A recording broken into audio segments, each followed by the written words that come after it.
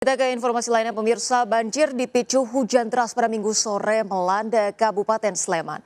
Nekat menerobos derasnya arus banjir, sejumlah pengendara nyaris hanyut bersama motornya. Jualannya berubah jadi kali. Banjir berarus deras ini melanda di sebagian wilayah Sleman, Yogyakarta Minggu siang hingga sore hari usai hujan lebat. Sejumlah pengendara nekat menerobos banjir sampai terjatuh, bahkan nyaris hanyut bersama motornya. Warga berupaya mengevakuasi pengendara yang terjatuh. Banjir berarus deras ini menerjang jalan di wilayah Candi Gebang Wedo Martani, Ngemplak, Sleman, Yogyakarta. Banjir juga menggenangi jalan Ring Road Utara depan Universitas Pembangunan Nasional Yogyakarta hingga setinggi 50 cm. Banjir terjadi akibat saluran drainase tersumbat hingga membuat air tumpah ke jalan. Dari Sleman, Yogyakarta, Galih Wisma, iNews melaporkan. Ya, sementara itu pemirsa, di Brebes, Jawa Tengah, ratusan rumah terendam banjir akibat jebolnya tanggul Sungai Pemali Senin pagi. Banjir masuk ke rumah warga hingga ketinggian 50 cm melumpuhkan aktivitas warga.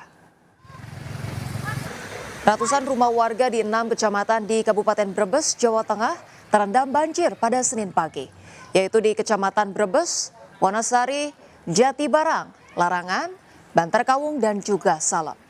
Banjir di wilayah ini akibat jebolnya tanggul Sungai Pemali di Kecamatan Wanasari. Peristiwa ini merupakan kedua kalinya setelah 2018 lalu. Banjir setinggi 50 cm masuk ke rumah dan melumpuhkan aktivitas warga. Meski demikian, warga tidak mengungsi dan memilih menyelamatkan bawang merah hasil panen dari genangan banjir. Menjelang siang, banjir masih menggenangi sejumlah kecamatan meski berangsur surut.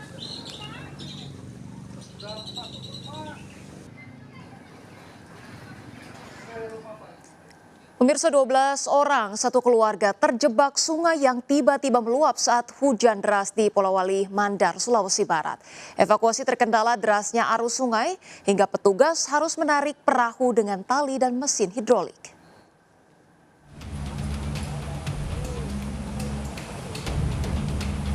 Dengan menggunakan perahu karet, petugas tim SAR gabungan berhasil menyelamatkan belasan warga yang terjebak luapan sungai di Polewali Mandar, Sulawesi Barat. Untuk melawan arus deras, perahu karet harus diikat dengan tali yang disambungkan dengan mesin hidrolit. Lebih dari 30 orang terlibat dalam upaya evakuasi ini. Hingga akhirnya seluruh korban berhasil dievakuasi, 2 korban diantaranya anak-anak. Peristiwa berawal saat 12 korban yang merupakan satu keluarga hendak pulang dari memetik buah di seberang sungai. Tiba-tiba sungai meluap dan seluruh korban terjebak di seberang sungai selama 4 jam lebih dalam kondisi hujan deras. Beruntung warga sekitar mendengar teriakan korban yang meminta tolong dari seberang sungai. Untuk jumlah korban 2 anak, 4 ibu, dan 6 laki-laki dewasa. Seluruh korban dibawa ke rumah sakit untuk pemeriksaan kesehatan. Dari Polewali Mandar, Sulawesi Barat, Huzair Zainal, iNews melaporkan. Pemirsa, usai hujan lebat lebih dari 3 jam, banjir Minggu malam ini tiba-tiba mengepung ke pemukiman warga di Kota Makale, Tanah Toraja, Sulawesi Selatan. Sejumlah warga terjebak dalam rumah. Ini banjir juga kemudian menghanyutkan mobil warga yang terparkir. Banjir dengan ketinggian sekitar 3 meter melanda Kota Makale, Tanah Toraja, Sulawesi Selatan terjadi tiba-tiba pada Minggu malam. Derasnya arus banjir bahkan sampai menghanyutkan satu mobil warga yang terparkir. Banjir terjadi akibat hujan deras yang mengguyur Kota Makale sejak Minggu sore hingga malam hari.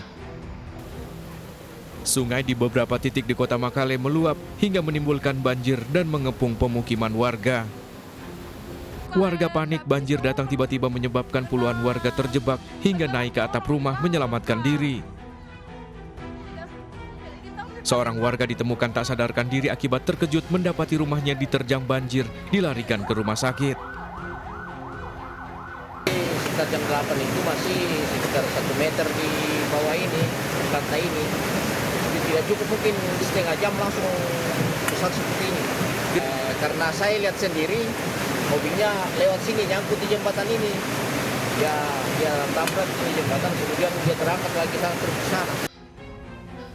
Petugas masih mendata warga terdampak banjir serta mengevakuasi warga yang terjebak dalam rumahnya. Dari Tanah Toraja, Sulawesi Selatan, Jufri Tonapa, iNews melaporkan. Pemirsa, petugas mengevakuasi sejumlah warga terutama anak-anak, lansia dan ibu yang terjebak banjir di dalam rumahnya. Hingga tengah malam petugas disiagakan untuk memastikan tak ada warga yang tertinggal. Dengan perahu karet, petugas mengevakuasi warga terjebak di dalam rumah akibat banjir di Kota Makale, Tanah Toraja, Sulawesi Selatan Minggu malam. Proses evakuasi dilakukan di sejumlah 2 titik, berlangsung dramatis di tengah derasnya luapan banjir dari sejumlah sungai. Beberapa orang warga dilarikan ke rumah sakit akibat syok dan juga lemas. Hingga saat ini tim gabungan masih melakukan proses evakuasi, karena diduga masih banyak warga terjebak di dalam rumah. Evakuasi 2 titik yang kami curigai terdampak banjir. Untuk korban yang kami temukan dalam keadaan pingsan, langsung kami arahkan ke ambulans dan akan dirawat ke rumah sakit untuk mendapat perawatan yang lebih selanjutnya. Pemirsa, sejumlah rumah di Cilacap, Jawa Tengah rusak tersambar petir. Kilatan petir juga merobohkan pohon hingga menimpa rumah, membuat warga panik.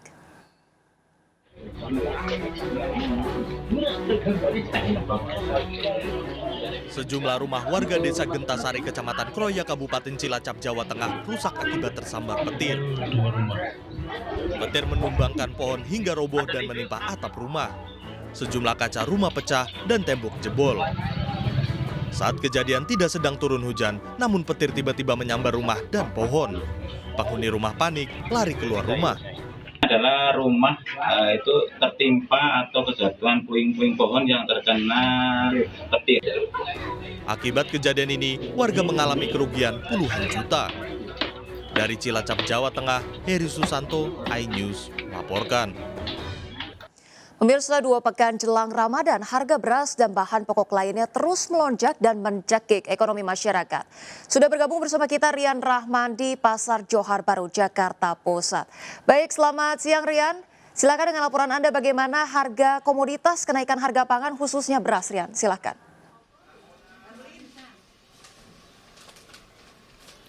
Baik Ocha maupun pemirsa yang ada di rumah, sejumlah bahan pangan ataupun komoditas pangan di sejumlah pasar di masyarakat mengalami peningkatan. Di tempat saya berdiri pada saat sekarang ini di Pasar Johar Baru, Jakarta Pusat, komoditas pangan yang mengalami peningkatan seperti beras, cabai, telur maupun tomat. Untuk beras sendiri mengalami peningkatan yakni beras medium naik sekitar 15 hingga 30%, sedangkan beras premium meningkat sebesar 40%. Apabila dilihat dari komoditas lainnya seperti cabai rawit mengalami peningkatan sebesar Rp100.000 per kilogram, sedangkan cabai keriting merah naik sebesar Rp120.000 per kilogram. Adapun telur ayam beras ataupun telur yang biasa dikonsumsi oleh masyarakat yakni naik sebesar Rp31.000 per kilogramnya. Hal ini disebabkan lantaran minimnya pasokan dari distribusi pusat yang mengalir ke pasaran sehingga tingginya minat ataupun pembeli di pasar sehingga menaiknya harga bahan pangan ataupun komoditas pangan di pasar. Para pedagang maupun pembeli berharap agar pemerintah dapat mengintervensi harga-harga komoditas pangan yang mengalami kenaikan tersebut lantaran menyusahkan ataupun memberatkan para pedagang maupun pembeli yang mana dibutuhkan untuk bahan pangan sehari-hari. Sekian Ocha, kembali. Baik, terima kasih Rian Rahman sudah melaporkan langsung dari Pasar Johar Baru, Jakarta Pusat. Selamat bertugas kembali Rian. Ya, pemirsa, di tengah mahalnya harga beras, ratusan emak-emak di Padalarang, Jawa Barat rela antri sejak pagi demi mendapatkan 10 kg beras bantuan dari pemerintah.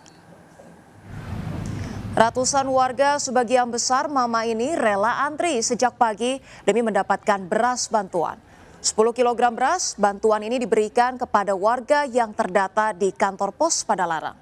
Warga mengaku sangat terbantu dengan adanya penyaluran bantuan di tengah mahalnya harga beras saat ini. Kantor pos Padalarang menyalurkan beras untuk 12.000 lebih keluarga penerima manfaat di 5 desa.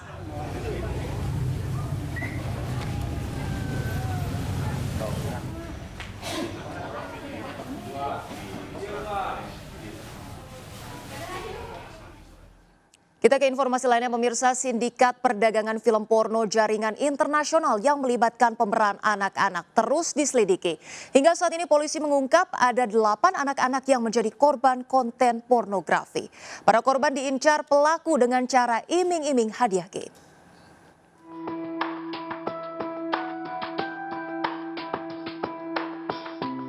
Sindikat perdagangan film porno sesama jenis yang melibatkan pemeran anak-anak terus diselidiki. 8 anak-anak yang menjadi korban konten pornografi kini dalam pendampingan dan rehabilitasi fisik dan psikis oleh Kementerian PPA. Nantinya tentu perlu tidak saja pendekatan kepada anak itu sendiri yang perlu dilakukan rehabilitasi, tapi juga bagaimana orang tua. Ini karena orang tua jadi juga tadi tidak tahu, tidak paham, ternyata dilakukan dan juga ada di rumah. Perdagangan film porno jaringan internasional yang melibatkan pemeran anak di bawah umur terbongkar pekan lalu. Kasus terungkap atas laporan Satgas Pencegahan Kekerasan Anak di Amerika yang menginformasikan adanya penjualan film porno anak dari Indonesia. Kepolisian menangkap 5 tersangka yang memiliki peran berbeda, mulai dari mencari korban anak-anak dengan iming-iming hadiah game, melakukan pencabulan, memproduksi konten film, menjual konten, hingga penyedia fasilitas produksi. Para pelaku mengaku telah memproduksi ribuan foto dan video porno sejak 2022 dan dijual ke luar negeri termasuk melalui jejaring media sosial Telegram. Video berdurasi 3 hingga 5 menit dijual seharga $50 hingga $100. Bahwa ada kurang lebih 1.000 gambar dan kurang lebih 3.000 kalau tidak salah tadi video yang tentu sudah diproduksi, dihasilkan. Memang produksinya dengan secara manual menggunakan peralatan handphone. Para pelaku akan dijerat Undang-Undang Perlindungan Anak dan Undang-Undang ITE dengan ancaman hukuman 15 tahun penjara. Dari Tangerang, Banten, Hasnugara iNews melaporkan. Pemirsa, anak-anak kerap kali menjadi korban kekerasan. Salah satunya kasus bullying atau perundungan berupa kekerasan fisik maupun psikis. Kondisi ini sangat memprihatinkan.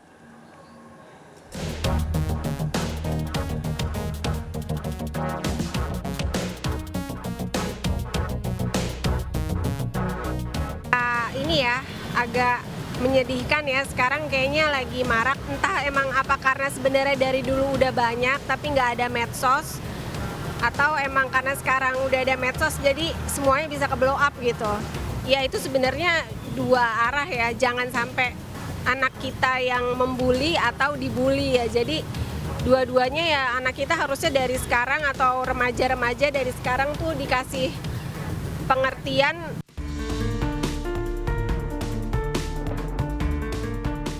Nggak setuju banget sih, karena kan kita juga sebagai orang tua, kita membina anak dan keluarga khususnya itu kan benar-benar harus kita didik dengan baik gitu kan. Jadi nggak setuju gitu, nggak setuju perundungan terhadap anak gitu.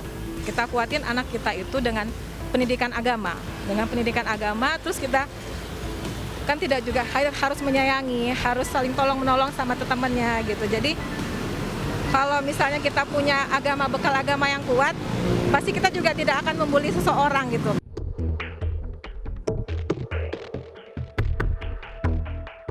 Tentunya perundungan pelajar itu kan banyak membawa dampak negatif bagi anak-anak. Mari kepada keluarga, orang-orang terdekat, masyarakat sekitar lingkungan, memberikan edukasi, memberikan arahan kepada anak-anak kita.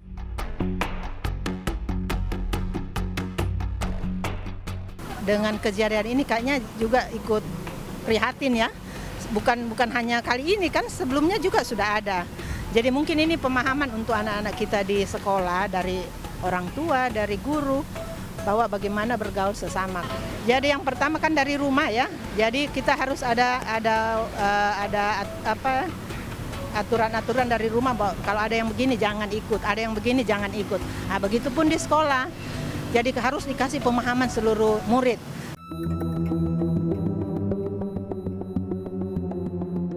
Sangat-sangat prihatin sekali ya Mbak ya. Melihat perilaku anak-anak sekarang ya terlalu mungkin butuh perhatian kali dari orang tua, mungkin gurunya di sekolah, mungkin lingkungan juga, mungkin butuh perhatian dari orang tua di rumah, dari lingkungan juga, dari sekolah terutama ya, sekolah yang selalu anak di lingkungan sekolah yang harus diperbaiki kali ya. Pemirsa, sidang permohonan pra-peradilan Aiman Wicaksono kembali digelar hari ini di Pengadilan Jakarta Selatan. Sidang lanjutan hari ini digelar dengan agenda kesimpulan dari runtutan hasil sidang selama 6 kali.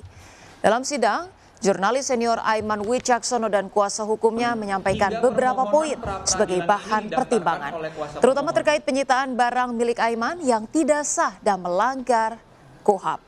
Di mana setelah agenda kesimpulan, sidang putusan pra-peradilan Aiman Wicaksono akan digelar besok Selasa 27 Februari 2024. Bukan permintaan kepada termohon.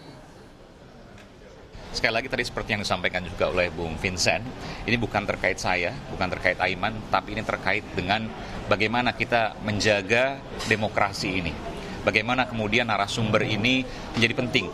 Jangan lihat siapa yang menyampaikan, tapi lihat apa yang disampaikan. Itu harus menjadi prinsip kita semua.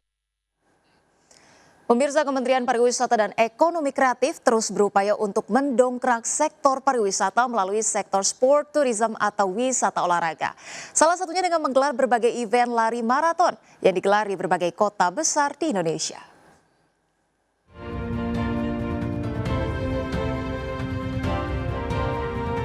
Menteri Pariwisata dan Ekonomi Kreatif Sandiaga Salahuddin Uno turut berpartisipasi dalam ajang lari maraton Pontianak City Run di kota Pontianak, Kalimantan Barat. Pontianak City Run merupakan bagian dari sport tourism yang tengah dikembangkan Kemenparekraf untuk menyedot wisatawan lokal maupun mancanegara. Jadi saya sangat mendukung ini yang disebut sebagai sports tourism, pariwisata berbasis olahraga yang akan ada dampak kesehatan, akan ada dampak juga untuk pariwisata dan juga akan ada dampak untuk ekonomi karena UMKM juga ditampilkan di sini. Pontianak City Run diikuti 3.500 peserta dari dalam maupun luar negeri. Terdapat 3 kategori lomba sesuai dengan jarak tempuh, yakni 5K untuk jarak 5 km, 10K untuk jarak 10 km, dan 21K untuk jarak 21 km. Dari Pontianak, Kalimantan Barat, Uun Yuniar iNews melaporkan.